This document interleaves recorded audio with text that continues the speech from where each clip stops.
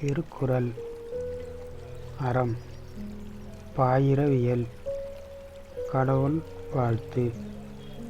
குறள் 6. பொறிவாயில் ஐந்தவித்தான் பொய்த்தீர் ஒழுக்க நெறி நின்றார் நீடு வாழ்வார். உரை. ஐம்பொறி வாயிலாக பிறக்கும் வேட்கைகளை அவிழ்த்த இறைவனுடைய பொய்யற்ற ஒழுக்க நெறியில் நின்றவர் நிலைபெற்ற நல்வாழ்க்கை வாழ்வார்.